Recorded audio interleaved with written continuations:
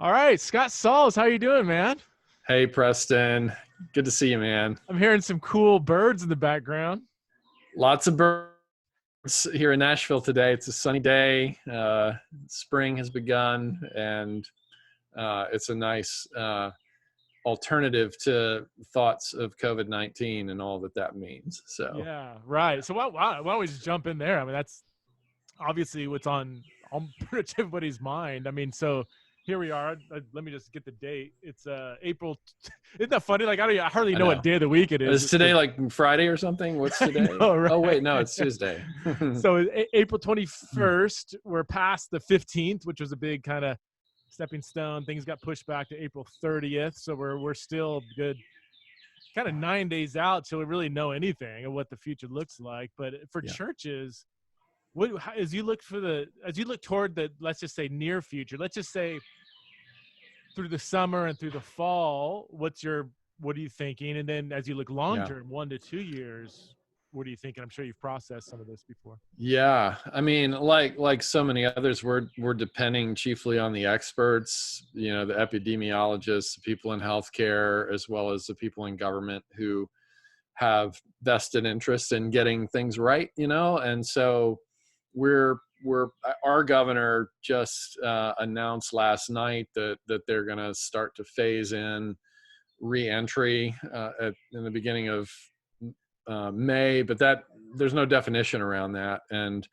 for us, um, we've got a situation where our church is a large church and it's a lot of people, and so we're just anticipating a longer period before we can fully re-enter.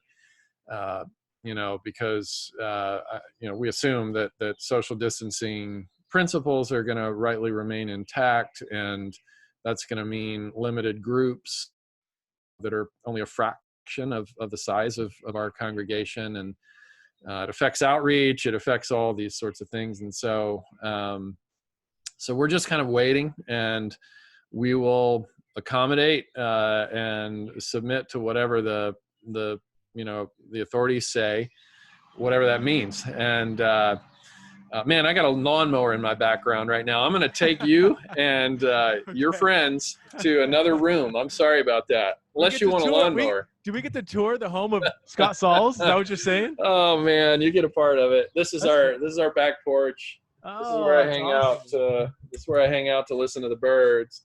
Yeah. Um, but yeah, I'm going to take you into my home office. Okay. Here's our kitchen area, our living room space. We got kind of an open model. There's our daughter Abby from college. Hey, Abby. And everything's torn apart. Our dog is thinking I'm walking in the room, probably to give her food. So, Are all you right, are you here are we you are. in are you in Better sound quality. Sorry about that. No, you're fine. Are you in Brentwood? Is that where you live? Our home is in Brentwood, Tennessee. Yeah. Okay. Yeah, 'cause I know. Sorry about that. Things just got real on the Press and Sprinkle Oh, podcast. So it's theology in the raw, man. There's what's no that? Yeah, everything's in the raw. Video in the everything's in the raw, raw. audio in the raw, Yeah. house tours in the raw. Everything's in the raw. So Um so do you think I'm sure you're paying attention to what the experts are saying, and as you as you said, I mean, nobody really knows that much. But your best guess, do you think gatherings, say over 100, are not going to be a thing for the rest of 2020? man, I don't know. I'm assuming that's the case because that's how everything got phased into the social. The whole like quarantine season was. They kept shrinking groups, and Right. so I'm expecting maybe it's going to go in the opposite direction over a good stretch of time. I mean, we're assuming 12 to 18 months before we're back to where things were, and then you have no idea what's going to be there at the end. It could be really bad or it could be really amazing. We just don't know. And I know that's the case with you and others who Yeah. do conferences and travel and Mhm. a lot of what you do depends on people gathering. And so I think we're all just figuring it out on the fly. How do we adjust to this Yeah. environment and trust God in the process? I just can't imagine all athletic events for that Yeah. long are not going to be a thing, or a music Yeah. venue. I mean, concerts, like, Yeah. it's one thing for churches to, if it was just churches, I think we might be overlooked a little bit maybe, but Right. really It's NFL, everything. like they're not going to So much. know NFL and It's no crazy. college Baseball. Can you football. imagine the fall without baseball? No. So yeah, it's nuts. So So, yeah. So, what does that mean for, I guess, you, obviously, but I mean, just for pastors in general? So, I saw a tweet from Andy Crouch, and mhm. he said, "Pastors, I would prepare on your budgets being cut in half and no large Yeah. gatherings past 100 for 2020." So, is that? Would Yeah. you agree with that kind of prediction? I mean, I think Andy is 10 times, maybe 11 times smarter than I am. So I'm not going to question his analysis at all. Our current reality doesn't line up with his analysis yet, but it may. Our giving is actually up, strangely enough, oh, during this season. We're doing conservative estimates about who's dialing in with our online Sunday services, and we've calculated that our actual attendance is probably tripled during this season, and that's kind of a conservative estimate. And so I don't know if that's because people are bored at home and they're tired of they've gone through their Netflix list and they're binging church services now, or if maybe it signals a spiritual interest that often comes with cultural decline, when our securities are taken away from us and the things we look to and the illusion that we're in control is again taken away from us. Spiritual interest seems to go up. Most revivals over the course of history has involved some form of public suffering, and so I'm very hopeful that history could repeat itself in that regard, and that there'll be renewal among people who have faith, and perhaps revival of people who've never considered faith before. And so, but you never know. You never know what's going to be on the other side. That's what we're hoping for. From a non-pastor perspective, it doesn't shock me that your attendance has gone up, because as someone who is, Sunday morning rolls around, I could go online to my local church and hear a message, or I could go online to hear Scott Sauls, Or or whoever. Yeah. whoever, if it's online, is online, is online, Yeah. and you're not going really for the friends, the community, the body, or your home church, Right. it doesn't shock me that I don't, you're not going to like if I beef you up too much, but I mean, you're going to go to people that are going to have like that, maybe better or more polished communication, or you're not even gonna like me saying Or that, just, but yeah, it is no, what it I is. mean, just more widely known people, Yeah. because of whatever Because books if and other things. if church right now is just hearing the Yeah. message, which isn't really I took a Twitter poll the other day, right at the beginning of COVID, and said, what do you miss the most about church? Preaching, worship, Eucharist, fellowship. Mm-hmm. 10% said preaching. Yeah. Unfortunately, only Because like they're 17. still able to get that and hear that, right? Exactly. Yeah. The fellowship was the number one thing. So Yeah, if it's us. That's for us too. It's communion, it's the Lord's Supper, and it's each other. Yeah, yeah, those are the big ones. The two most risky propositions yeah, of coming back together. I would encourage your listeners, whoever is interested in being encouraged by this kind of statement, to not go to church online somewhere out of your hometown, but to maybe you're part of a smaller church with less capacity for production and the slick bells and whistles and all that, but or whatever, world class Tim Keller preaching or whatever. Don't turn Tim Keller into your pastor during this season, or Scott Sauls or whomever. Let whoever your local leaders are remain your leaders, and press in. Your local church needs you, and you need your local church a lot more than you need a church 3 states away. Because that's going to be who's there for you if you lose your job, or if you're in financial straits, or if there's tension at home and you need support, Mm-hmm. that's going to be who's there for you is your local body and system of support. And they need you, you need them. And Mm-hmm. that's not a lecture. It's just Yeah. more of a, we don't want to, we don't want vitamin supplements, Right. during a season where we're all starving. We want good, solid food. And, anything 3 or 4 states away is ultimately going to be a vitamin supplement. Yeah. And vitamin supplements aren't bad, but let them be supplemental to that thing that's going to be there for you Mhm. when you go back out. Well, and this is where I would again, I mean, challenge or encourage or ask pastors to explore maybe um, doing maybe more pastoring through these avenues than just raw teaching. If all you're doing is saying, Mhm. I'm going to explain the genealogy of Matthew 1 this Sunday with no Mhm. real intrinsic connection to the local community. With all due respect to genealogies, yeah. That's a powerful genealogy, man. Yeah, yeah. I know. But yeah, There's so some so there's some really messed up people in there. I know, It's right? hopeful, very hopeful. But you know what I'm saying? Like if you're just trying to provide a teaching time that's really disconnected from that local community, well, there's somebody's done it better elsewhere. But you Mhm. can pastor your people, especially smaller churches under 100, under 200. I mean, there's just a long list. I've got a list of creative avenues you can do through Yeah, this kind of stuff on a yeah. Sunday morning where you're doing more pastoring where nobody Mhm. else can pastor your people like you can. But a lot of other Right. pastors, hate to say, I don't care who you are, unless Francis Chan and Tim Keller are dialed in, which they're not. There's somebody's gonna be a better Yeah. teacher than you out there that they can find. Yeah. Yeah. Yeah. Yeah. What So, do you how are you feeling? You mentioned you are feeling more anxious these days. What's yeah.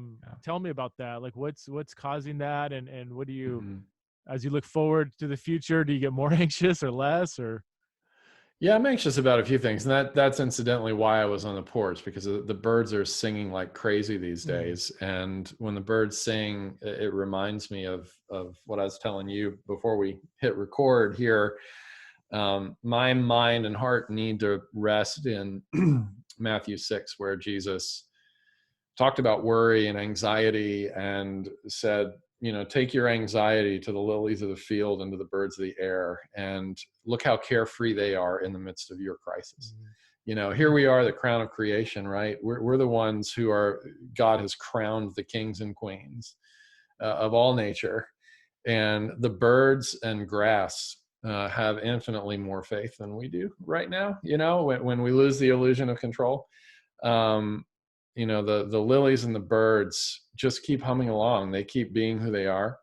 They keep receiving God's care, and God's providence, His providence. They keep receiving from God, while we struggle with being frantic over this little microscopic mm, organism that's wreaking havoc all over the world. And so I need that grounding of hearing the birds sing, mm, because behind their voice is the voice of Christ that says, "I got you." mm. Another one is this scene from, I just revisited that movie. Oh shoot, Life is Beautiful. You remember Mm. that movie? I haven't seen it. Um, I've heard of it. Yeah. so yeah, it's during the Holocaust era, and there's this Italian Jew and his son, who are, their life is always at risk. Their life is always threatened, in the midst of the war. And the father decides to basically communicate to his son that the whole war is just a game, and we're part of that game, and our role is to play hide and seek. And so he's teaching his son not to worry, and to hide. You know what I mean? And he ends up, the father ends up losing his life, and as the father is marched off to get executed, the son is hiding, and he winks at his son, and just sort of marches off jolly. And his son laughs because his father has decided to carry the entire burden of the war and the havoc, and position his son to trust, and to Mm, have levity, and to rest, and to be a kid. And there's something really beautiful in that. Of course, the kid was orphaned, and that's tragic, and so the story doesn't play out completely. just like birds die and, the Mhm. grass withers and the flowers fade, right? But there's something in there that, God's got a job description, and we've got a job description, and his job description is to rule the world. His job description is to control the future, and our job description is to get active with what's in front of us, but also to trust God and to orchestrate the future and to write a better story than we ever would. And so I need the bird songs to be reminded of that, because I am anxious. I mean, we've got a big church. We Mhm. have 65 staff members, which means there's 65 households that depend Mhm. on the church, for food, shelter, clothing, things like that. And we've got a lot of people in our church community that are isolated and vulnerable and hurting and scared, and we can't get to them in ways that we ordinarily would be able to. We've got a city that has been devastated by tornadoes that ran through the poorest areas of town right before social separation and distancing happened. And so now you have all these vulnerable people in the poorest parts of town, and people can't go help them. And so there's just a lot of helplessness of, at least it feels that way, that we've been called to care for a church, we've been called to care for our neighbors, and we're not allowed by Mm. the universe that God created that's gone bad. We're not allowed by the universe to do the two things that God said we need to be tending to with respect to our neighbors. And so it's just disorienting. And Yeah. and again, you don't know what's going to be on the other side of this thing, but in some ways that's the point. It's not up Yeah. to us to figure out what's on the other side of this thing. It's Yeah. up to us to trust God and do the next thing. How would you summarize your congregation right now as you kind of get a pulse on how people are doing? Is it a broad spectrum of really freaking out to Mm. not really a big deal, and everything in between? Yeah, I would say that anecdotally, obviously you don't hear from everybody, No. but anecdotally, our people are they're staying engaged. They're using technology to connect with one another. I think our small group system is actually growing during this season. Our small groups are meeting more often, or new small groups are forming using Zoom technology, like what we're using right now.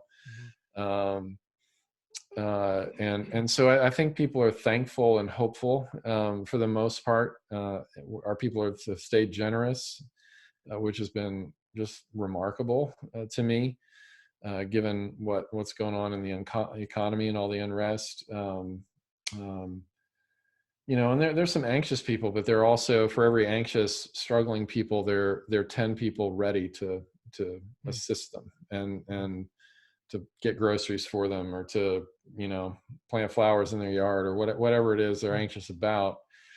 They're people who are ready, and we've got a really great care system, and a team that's been very intentional to mobilize kind of able-bodied, willing people to serve more vulnerable people in the church, as well as our neighbors citywide. And Mhm. so I'd say anecdotally things look good, but I'm Yeah. sure there's some hurting folks. We got a ton of healthcare people, professionals in our congregation, who I'm sure are worn out and are probably on the anxious edge all the Wow. time, as well, because of the exposure that they have. Yeah. Wow. How do you have you reflected on it? Let's just assume there's going to be another side where the possibility of going back to normal is a possibility. Have you reflected on what aspects of ministry, church life, your own personal ministry, your own 9 to 5 output as a pastor, what things are you going to keep and really miss, and are there Mm-hmm. things that you're going to say, you know what, we've gone without this for a year and I don't know if we're going to bring it back, it's just it's been shown to Yeah. be not really effective. Yeah, I mean, you're probably thinking through similar things with your organization, Preston, where, we've been forced to strip everything down to the bare essentials. Hmm. And that's precisely the question that our director, staff team, uh, talked about yesterday for a couple of hours. Really. Is a lot of things have fallen to the ground. What do we leave on the ground? Yeah. What do we what are our stop do's? What's been gone that we haven't seemed to miss, and when you do strip and shake away those non-essential things, it opens up more energy and resources to pour into the things that are fruitful. And for us, that's gathered worship, and that's life in community, and that's turning out toward our neighbors with a generous posture of love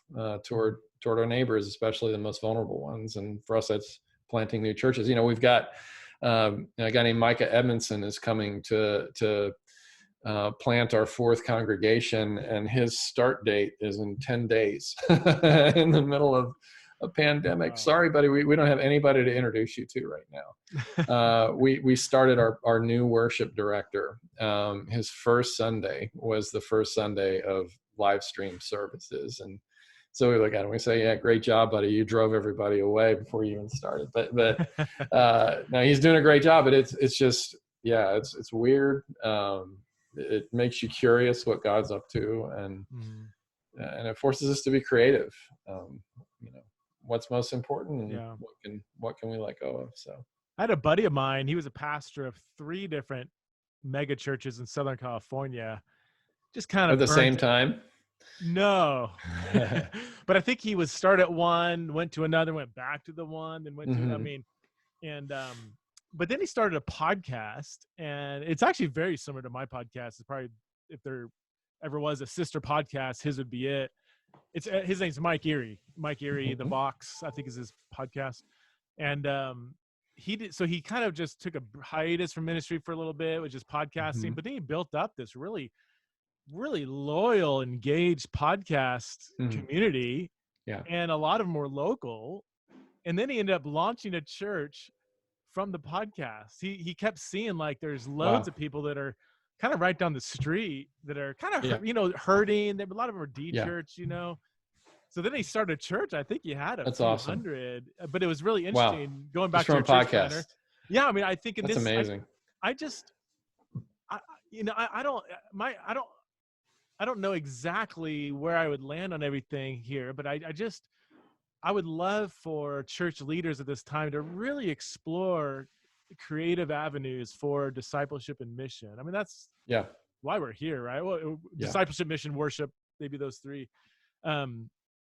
Just explore creative ways. Are there untapped avenues for discipleship and mission that, because we haven't been forced to think creatively, we've just kind of been doing the same thing, and just keeping up with that is tough. And again, that's not, the same thing isn't necessarily bad, but we do know that discipleship and mission is really shrinking in America.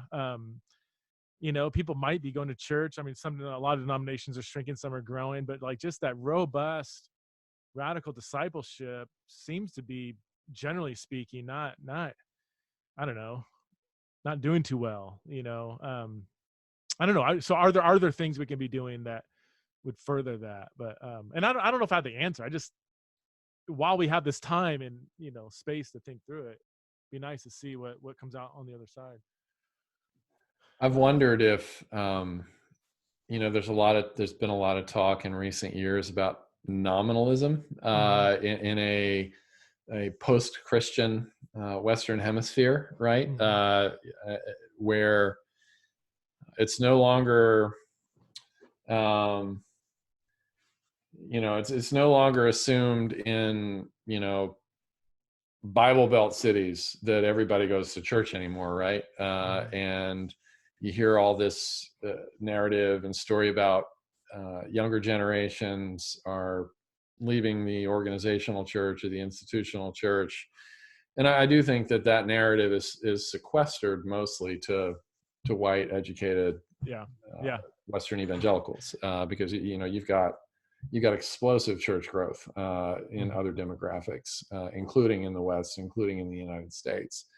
It's more of a kind of a suburban affluence thing for the most part, but with some exceptions, of course. Don't want to generalize too much, but you wonder if this season, people who maybe attended church casually kind of the 1.3 times a month commitment with, your faith being very much on the periphery of your life. I wonder if there's going to be sort of a refining where churches are smaller in the next phase, but also leaner and more muscular in their collective faith and commitment to Christ and to neighbor. And so Yeah. you just wonder what all this is going to mean as those who are more nominal in their faith get accustomed to not being a church. Wouldn't be surprised if there's no return for certain groups.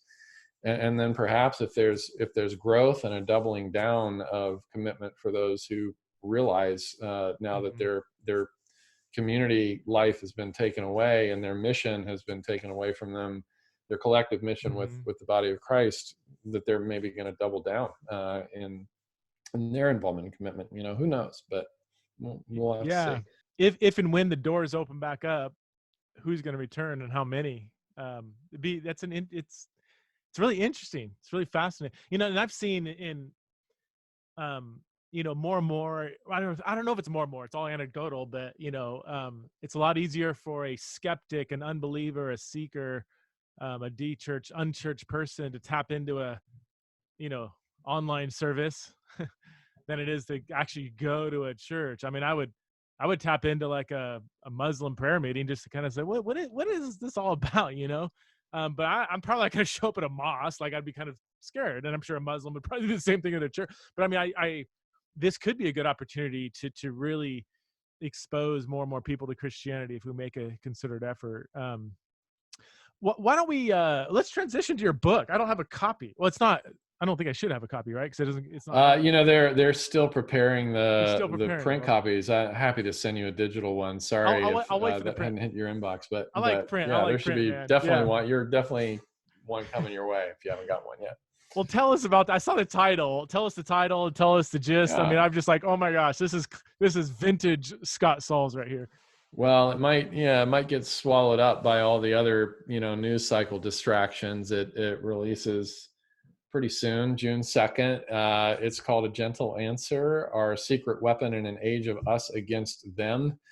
And I think what I'm trying to do is tap into whatever's going on that has made Mr. Rogers popular again.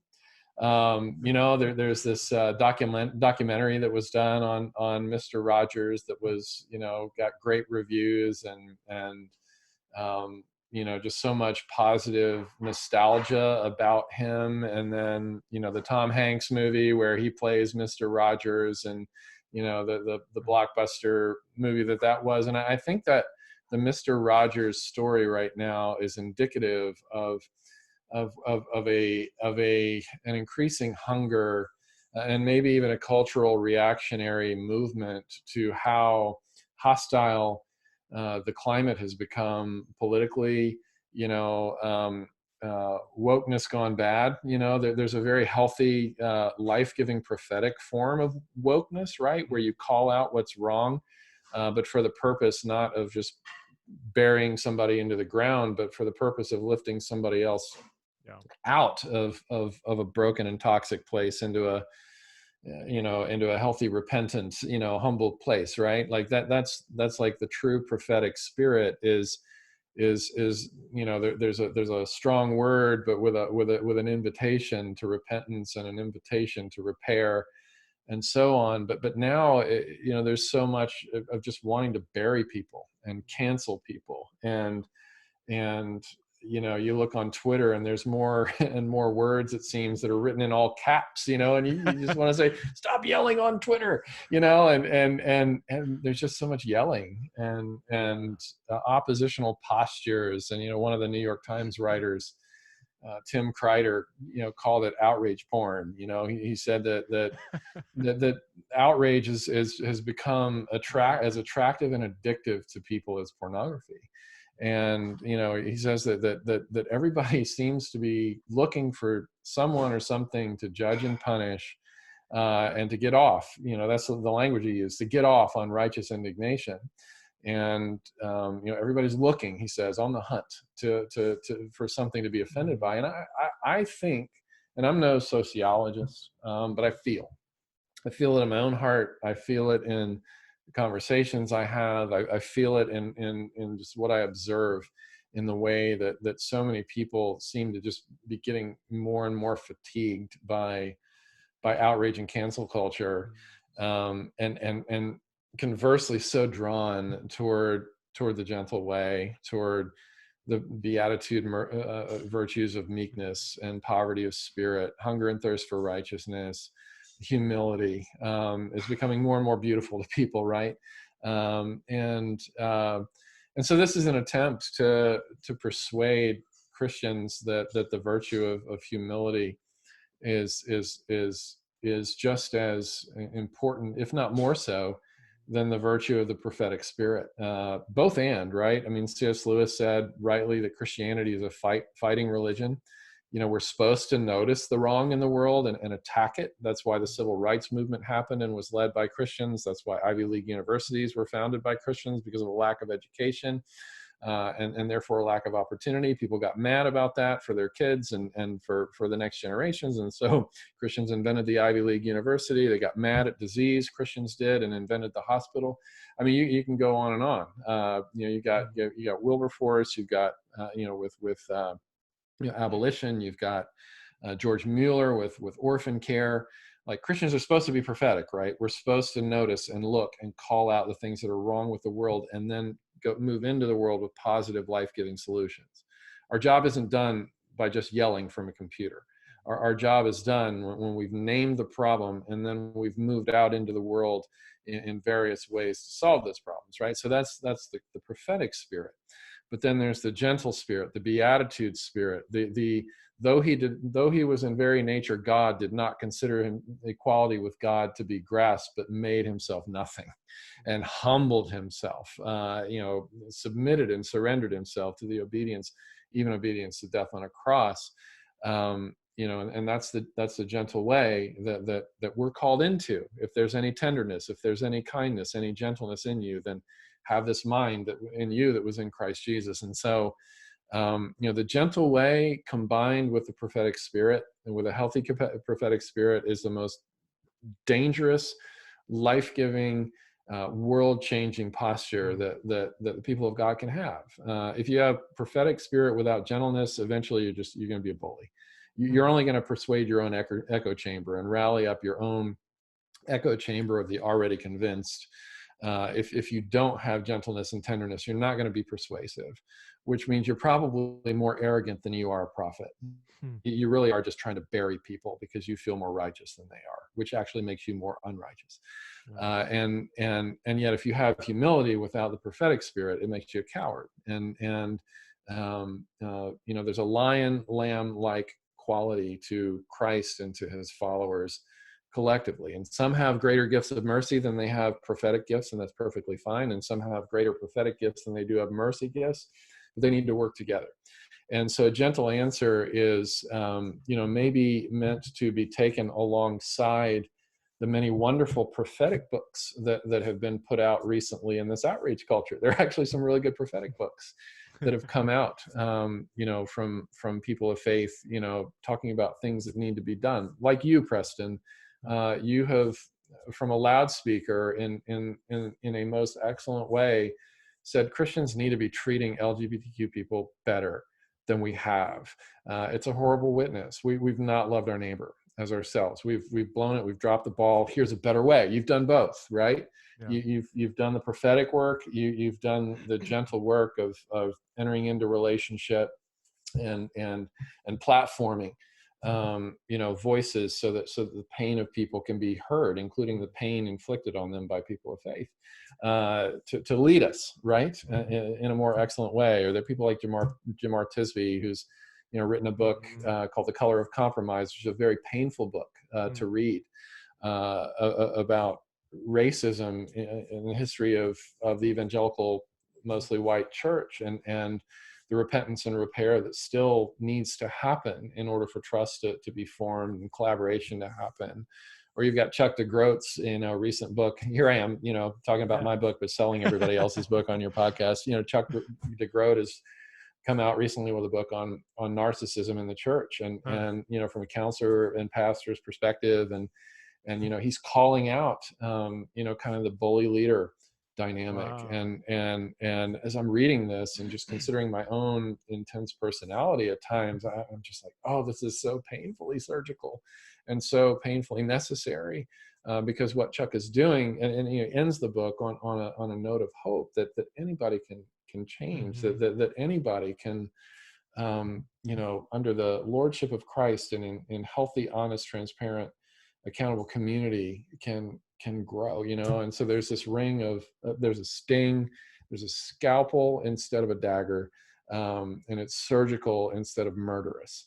And so what A Gentle Answer is intended to be is the kind of book that can come alongside those strong prophetic voices to cultivate a posture of gentleness and neighbor love, and kindness and forgiveness and humility, starting with the kindness and forgiveness of humility and humility of Christ toward us, and then working out from there, because our hearts are going to be transformed until we understand that Christ could have put us away. He could have so canceled us and instead lifted us up as a lamb and a lion. And so yeah, and it's kind of a prequel. It's shaped up as a prequel to my first book, Jesus Outside the Lines, which is more about Christians, how we can conduct ourselves in culture as life-giving, prophetic, kind people. But this book, A Gentle Answer, is more about the cultivation of our hearts so that we're equipped to do that from various angles. Did you plan it that way, or did you just kind of, several years after Jesus Outside the Lines, think, I feel like I need to pave the way for what I was saying there? Or? Yeah, it wasn't intended as a companion. It just kind of emerged as a book that maybe should have been written before Jesus Outside the Lines. Yeah, you know this. You've written several books. It never ends up being what you planned on it being at the beginning. But it has its own sort of prophetic emphases as well. The chapters, after we get past, through the first three chapters about the gentleness of Christ toward us, where he befriends the sinner in us and reforms the Pharisee in us and disarms the cynic in us, that's where it gets to the real work, because his gentleness changes us in some ways. And this might surprise readers when they open it to the table of contents, because it feels a lot more fierce and confrontational, because it talks about growing thicker skin, doing anger well. There's actually a virtuous form of anger that's very godlike, but not rageful or retaliatory. Receiving criticism graciously, forgiving all the way, and blessing even our own betrayers. As Jesus refers to Judas as friend, as Judas is right in the middle of betraying him, he names the son of perdition friend. And, there's something in there for us too, both in the way that he names us at our worst, but in the way that he's called us to turn toward our most difficult neighbors, even so. Do you get political in the book, or more just as illustrations, or not really? I mean, everything's political, isn't it? Actually, the introduction, I tell two stories that involve some fiercely and in some ways annoyingly political people on both sides. One is the relationship that might be a surprise to a lot of people between Jerry Falwell Sr. And the leader and sort of archetype of the 80s and 90s moral majority movement, so-called moral majority movement, and Larry Flint, the pornographer who founded Hustler magazine, and how these two just went after each other publicly behind microphones and in newspapers and in the courts, all the way to the Supreme Court. They just went after each other ruthlessly, and then they became friends.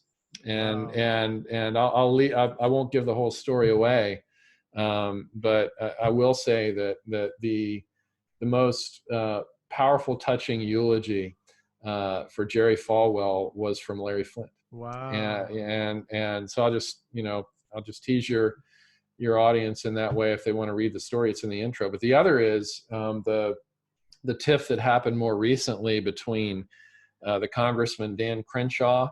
He's got the eye patch, fought in the war, lost his eye in the war, and the Saturday Night Live comedian Pete Davidson, who said some really insulting things about Crenshaw on the show, made fun of his disability and so on. And then Crenshaw, instead of publicly returning insults, sort of quietly behind the scenes pursued him for friendship, and he ended up on Saturday Night Live, and there was this exchange between them that was quite beautiful and touching because of the gentle answer that was offered. But in both of those relationships, it started with one party sort of breaking and saying, I'm going to go first, and I'm going to move toward this person who's treating me like an enemy, and I've treated them like an enemy.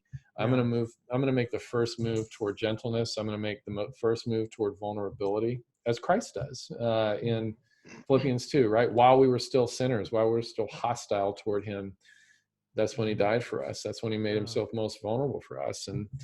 But it's all built on that proverb. I think it's Proverbs 15 something, where it says a gentle answer turns away wrath. And my thought is like what's the greatest opportunity right now in an outreach climate for Christian witness?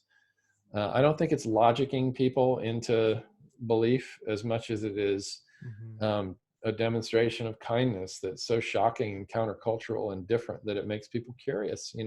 Madeline L'Engle said that we don't draw people to Christ by shouting at them and telling them how right we are and how wrong they are. We draw people to Christ as believers by showing them a light that is so lovely that they can't help but ask what the source of that light is. And so this book is trying to cultivate that in people of God. So that's fascinating, man. I couldn't agree more. And as you're talking, I'm thinking, and I've got in the sexuality gender conversation, there's actually quite a few, just stunning stories of reconciliation between Christian leaders and some LGBT activists. The classic one that just, I don't think it got much press was Dan Cathy of Chick-fil-A, and one of the main activists that was really going after Chick-fil-A. And didn't they? Do you know that? I think that there was some beautiful reconciliation and ongoing. Yeah, it's in the book that I wrote. That's in Jesus Outside the Lines, which you clearly haven't read, but that's okay. I know that at least you own a copy.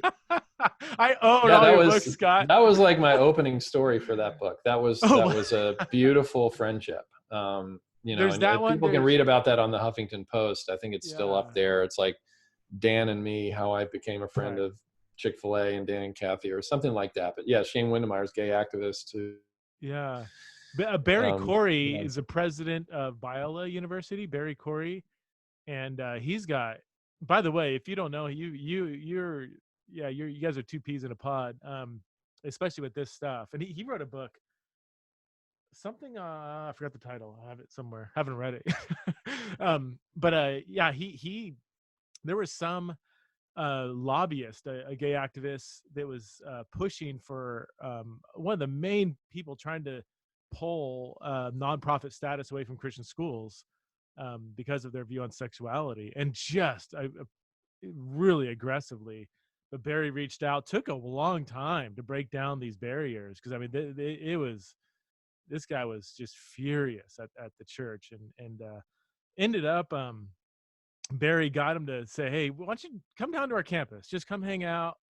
We'll have lunch. Just get to know us, and after the fact, Barry said he was literally scared. He thought that he was going to show up and he was going to find, I'm almost being literal here, like gay people being lynched and like rocks being thrown at him and stuff. And of course, he goes on campus and, hi, I'm gay. And people kind of yawn like, yeah, so are half my friends, and thanks for coming, glad you're here. And he was just shocked that like a Christian school that held this view of sexuality humanized him and was kind to him. He's like, what? And, Barry's like, what did you expect? Anyway, long story short, they imagine that humanizing your neighbor. I know, right? They became really good friends, and the guy stopped pushing like trying to get nonprofit status away from Christian schools, because he thought that they were literally like, yeah, kind of going back to the slavery days or whatever. But so I guess my point is, it is fascinating that the public sphere is addicted to this outrage, addicted to cancel. There's no forgiveness, especially with something like racism. If somebody said something that could be taken possibly racist 15 years ago, you're done. There's nothing. So it's interesting that it's that longing for reconciliation, redemption is being snuffed out by this just addiction to outrage and lack of forgiveness and punishment. It's almost, and we've talked about this, but it sounds eerily close to like radical fundamentalism, where if you have It sex is. if you have Yeah. sex Oh, outside of it marriage, is. you're Oh, done for life. fundamentalism. Oh. Fundamentalism, it shows no favorites with ideologies. I mean, there is a fundamentalism to the right, there's a fundamentalism to the left, and Mhm. it's equally as fierce on both sides. Fundamentalism, what a great description of it in Luke 18:9, where it says that to some who trusted in themselves that they were righteous and looked down on others with contempt, Wow. Jesus told this parable. And I mean, That's a, you've that's a got non-part that's a nonpartisan statement, it right? is. It's blue state and it's red state. It's us and it's them. Yeah. It's in all of us. Kathy Keller once said that the natural religion of the human heart is self-righteousness, Oh, wow. and the gospel is there to sort of detox That's us good. from that and pave a better way. Well, what an opportunity for the church. I mean, this is what I hope your book helps accomplish. What an opportunity for the church to step into this gap of, where there's outrage on both sides. And yet deep down, I think people are longing for something different, for that gentle answer. They are drawn to it. They feel humanized by it. They feel good when somebody else gives them that gentle answer, and why not give it to others? So what a beautiful space for the church to not get sucked into the partisan outrage. And what's sad is, here we have a global pandemic. If there ever was an opportunity to bring people on different sides of whatever together, this was it. And yet, from my anecdotal reading, it just seems like it's done the opposite. I mean, not everybody, but people on both sides have politicized even something like a pandemic. Trump's doing everything right, Trump's doing nothing right, let's get him out of office. And on both sides, and it's just sad. Like, really, can't we lay down our partisan swords for a second and just pursue the common good of humanity? Yeah, I think too. It's the wrong stories are being told. So I got this phone call. It was fascinating, and I don't know why I came on her radar, but this woman from the Associated Press called me and wanted to interview an evangelical pastor about churches that were sort of bucking the no gathering orders from their state Yeah. governments. And I think she was fully expecting me to defend the churches that were resisting.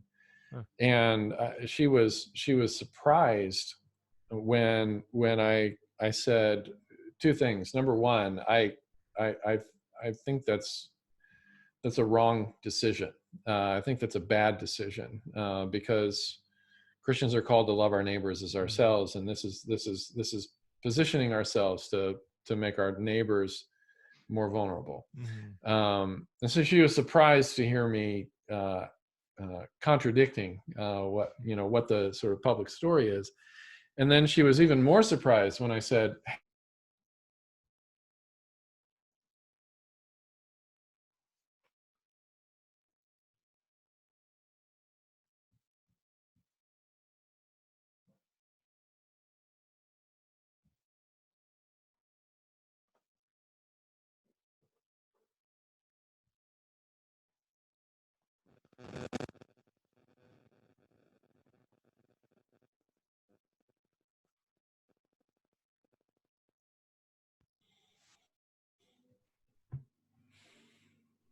I think that was me. Oh, there you are. Hey, Yeah, I welcome was back. looking at your face. You had this very still interested look. I'm like, is he still on? So Really? so Yeah. yeah, what do you want to do? Oh, just keep going. Yeah, yeah, Okay. yeah. Yeah, so oh yeah, you can edit all this, right? I'll figure it out. So I don't know where I was. Where did we get cut off? You were. Let's see, the politicalization, the oh, The AP reporter. yes, yes, yes, yes, yes, yes. Yeah, so she was genuinely surprised that a Christian pastor would be in agreement with most of the rest of society that churches shouldn't be doing this. And she was even more surprised when I said, the vast majority of us are not meeting, because and it may even be more surprising for you to hear that before businesses and restaurants and schools cooperated, churches did, all over the country, and all over the world. And the churches have have been first responders, Mhm. uh, in critical mass to these directives. And she was very pleasantly surprised, which got me excited about maybe the thought of there being potential for Christians to be more public, with the good stuff that we do. You know what I mean? Because Mhm. she was pleased to report this. She Wow. didn't hide it. She identified herself as a secular Jew, from New York City, and um, was very desirous to tell those stories of Christians who were doing things well, in the same way that Nicholas Kristof has, with the New York Times. He's Yeah. thankfully gone on record multiple times, to say, hey, look, what's happening on the ground is a lot different than what's happening on cable news. and Yeah. and um, I just wonder what it looks like, maybe in this next season, for Christians and churches to think really carefully about the fact that Jesus didn't just say, do good works. He said, let it shine. Hmm. Be a city on a hill, be the light of the world, be salt and light. How can we position ourselves to go public, not with the shadow side of Christianity, but with the bright side, which is the bigger side Hmm. of what people of faith are doing all over the world. And so, anyway, That's that's great. my How speech. how did how did she not know that churches weren't meeting? Like that's I thought that was pretty, or is it just because we're Christians No, we I just think kind she of know was something? fascinated that, the majority of, Okay. of of churches do not buy into buck the system, Okay. um, and an oppositional Yeah. victim posture. She was surprised when I said, most of us really don't agree with that and are frustrated that that's happening, and are frustrated that it's representing us, Right. because we don't want to have anything to do with that kind of posture. And Hmm. so she was surprised by that. Scott, what are you hoping that your book accomplishes? If we jumped on a call a year from now, which might be a definite possibility, Mm, and you have a bunch of emails that you've gotten back from the book, what would you like mm. those emails to say? Um, the air is lighter in our city because of what the churches are doing, in their communities, and what believers in Christ are doing in their neighborhoods and places of work. Um, they're bringing fresh air, to what's been a painful environment, post COVID, et cetera. I mean, I'd love to hear that kind of narrative. And I'm not the only one who's writing books about this kind of stuff. I mean, there are other, more academic expressions and more, you know, uh, I think there are different people who are catching on to kind of the Mister Rogers effect, and hopefully that'll be the new that'll be the new, narrative, hopefully, that develops around Christianity, because I think it's the true one. I think it's the truest one. Lamb and lion, lion and lamb, going together.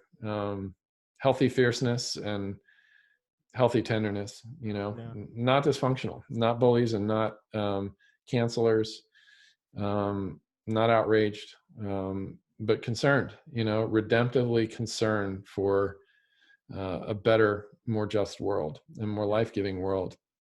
And from that, moving in with a posture of hopefulness and kindness and eagerness to help. Yeah. So. Yeah, that's good. Are you familiar with Eugene Cho's new book, Thou Shalt Not Be a Jerk? I love that title. The great title. Oh man. Yeah, I received a copy of it. I haven't had a chance to read it yet, but you're probably like me. You probably get several books in the mail every day. Yeah, that's a great title. Yeah, it's a great title. Yeah. Well, Scott, thanks so much for being on the show. Many blessings to you and your ministry. Thanks for pastoring us over the last hour. And yeah, I hope your book does well. Hope it finds its way into the hands of a lot of people, not just because it's always fun to see a book sell well, but I think it's a message that I want to see millions of people listen to and read. So thanks, Preston. Appreciate it, man. Yeah, my pleasure. And hey, to my audience, if you're still with us, please subscribe to my YouTube channel. This is for those who are listening on the podcast. I am trying to release these as YouTube videos as well. So please go to my YouTube channel, Preston Sprinkle, and subscribe to my channel. You get updates on various things that I'm going to be doing on my YouTube channel. So thanks again, Scott. We'll see you next time on the show, man. Thanks, buddy.